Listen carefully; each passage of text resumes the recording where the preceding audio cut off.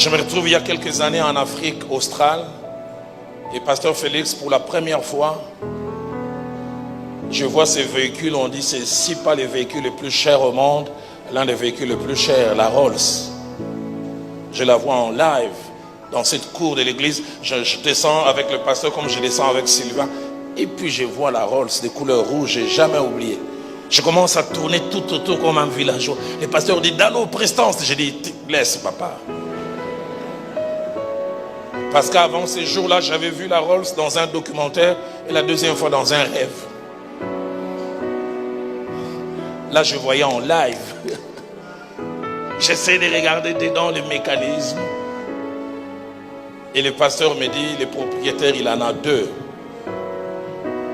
Et il dit, c'est la 3e fortune de notre pays.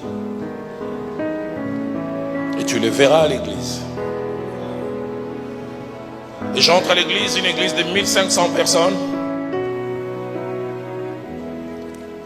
Les pasteurs sont là, et puis il y a un endroit ici, les notables. Et dès que j'arrive, je commence à regarder vers les notables. Et qui a l'air de quelqu'un qui peut. Le pasteur me dit, tu regardes au mauvais endroit. Je dis, oh. Au coin à gauche, tout au fond, il y avait une dizaine de chaises. C'était pour les femmes avec petits enfants, des bébés. Et je revois encore dans cette église les protocoles, les hommes en veston rouge. Et chaque fois que ces femmes avaient un besoin, soit un enfant avait fait petit ou grand besoin, elles faisaient signe de la main, ces hommes couraient pour aller ramasser couches, pampers, autres. Ou ils avaient besoin d'eau chaude pour faire un biberon. Elles faisaient juste un signe de la main. Et je vis un homme courir 2-3 fois. Et au moment où on doit récolter les offrandes, ces demi-douzaine d'hommes viennent, ils étaient au nombre de 6. Le pasteur me montre, il dit, tu vois le deuxième à partir de la gauche. C'est lui le propriétaire de...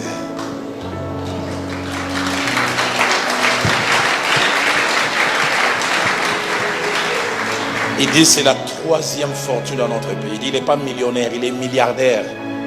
Pas en francs CFA, en dollars.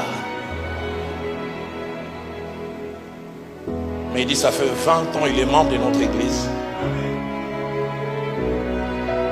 Et ça fait 15 ans qu'il a eu cette percée. Mais il n'a jamais cessé d'être membre du protocole.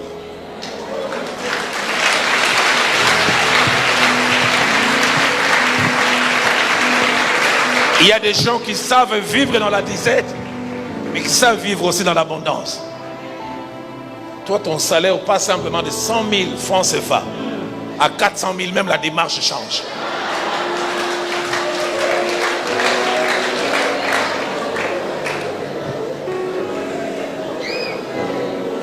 Tu passes du petit vélo que tu avais à la Mercedes. Même les aveugles verront que ta vie a changé.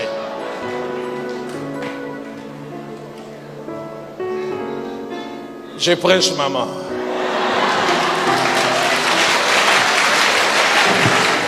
La 4e séquence, c'est là où une tristesse envahit mon cœur.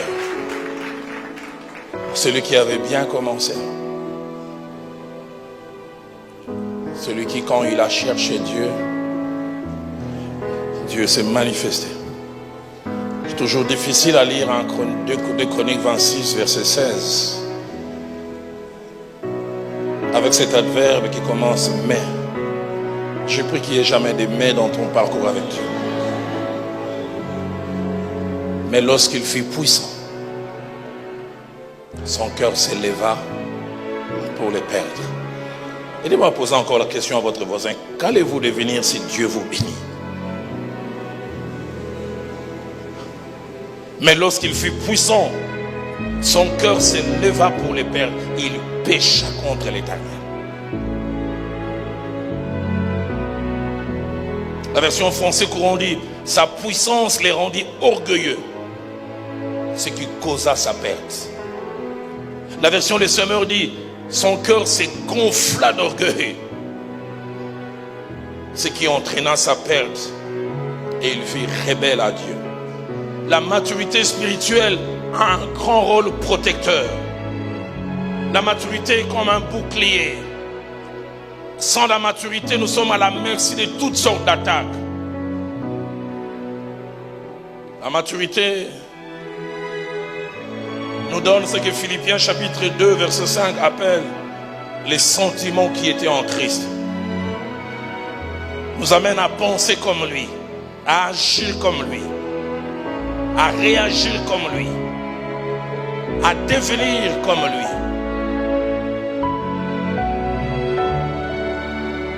Un missionnaire est allé en Amazonie vers le début des années 60 apporter l'évangile dans ce coin du Brésil où l'évangile n'était jamais apporté. Il arrive et les premiers soirs, il commence à faire son plan d'évangélisation pour les 5 ans. L'Esprit de Dieu lui dit, tu ne prêcheras pas, tu ne tiendras aucune campagne, tu ne sortiras même pas avec la Bible. Et il est resté 5 ans dans cette contrée avec plus de 20 000 aborigènes, autochtones. Il dit, il souffrait de voir dans son cœur les âmes mourir. Et il n'arrivait pas à leur apporter la parole de Dieu. 5 ans après, l'Esprit de Dieu lui dit, prends tes clics et tes claques et retourne aux États-Unis. Mais sinon, j'ai gaspillé mon temps. 6 mois après, la mission envoie quelqu'un d'autre. Et c'est cette personne qui arrive, qui organise une méga campagne avec un traducteur. Et il s'est mis à prêcher, il dit, je vais vous présenter Jésus-Christ. Et j'aimerais vous dire, voilà comment était Jésus. Il s'est mis à parler, il parle, puis à la fin il dit, il a vécu il y a 2000 ans en Israël. La foule a crié, non! Il dit, oh, mais apparemment vous ne les connaissez pas. Tous disent, il n'a jamais vécu il y a 2000 ans. Il vivait ici, sa case c'est là.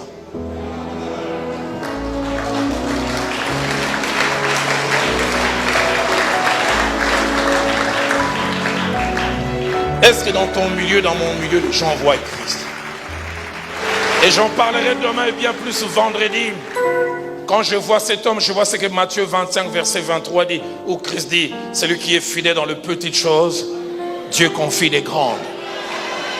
Et quand j'ai préparé ces enseignements, Dieu m'a dit, tous ceux qui seront fidèles dans la petite gloire qu'il va leur donner, Dieu va leur donner une gloire plus grande. Ce n'est qu'un test. Dieu vous donnera plus, gérez mieux, et vous verrez ce que Dieu peut faire. Et l'Esprit de Dieu me l'a confirmé. Plusieurs après ces assises, vous allez expérimenter des choses, mais ça ne sera que des tests. Si vous gérez bien ces choses, vous verrez ce que Dieu peut faire. Mon épouse et moi, on a eu un test il y a 6 mois, elle peut se souvenir. Nous sommes allés prêcher dans une ville un jour avant la fête de l'indépendance chez nous. Un homme d'affaires de la ville vient. Elle nous donne, mon épouse et moi, 120 000 $. Elle dit, Dieu m'a mis à cœur de donner ça aux églises de Philadelphie. On lui demande, nous on n'a pas une part dedans. Il dit, il ne m'a pas dit vous. Ça passe par vos mains, mais vous ne gardez rien. Mon épouse et moi on s'est regardé, mais il n'y a personne, non? Il n'y a que nous deux. Et dès l'instant où j'ai touché, Dieu m'a dit, Roland, c'est un test. Si vous gérez ça bien, vous verrez ce que je vais faire. On a prié 2 jours après. On a appelé une première église. Il semble que vous avez des tels problèmes pour l'achat de votre terrain. Donnez-nous votre numéro de compte. On a envoyé 45 000 $. La deuxième église, vous avez tel défi. 30 000 $. Une autre 10 000. Je me souviens, à un moment, on est resté avec 10 000. Mon épouse m'a dit, il reste seulement 10 000. J'ai dit, oui, 10 000, mais pas pour nous.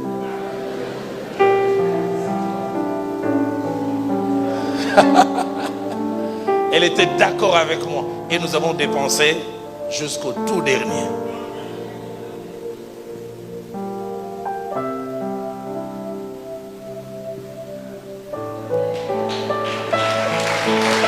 Et je parlerai à la manière des Quinois chez nous, je dirais, énergie, la bénédiction est en train de passer devant nos yeux. Et vous savez quoi? 3 semaines après, si je prends 3 semaines après, jusqu'à il y a quelques jours avant qu'on vienne ici, bien sûr on fait le calcul, on arrive à combien? 300 000 que Dieu nous a donné. pour nous-mêmes cette fois-ci.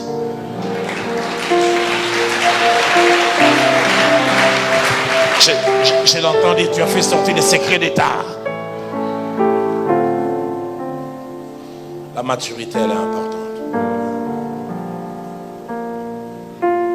Que Dieu nous donne des Osias, mais que ça reste simplement dans la Bible. Que nous commencions bien et que nous finissions bien.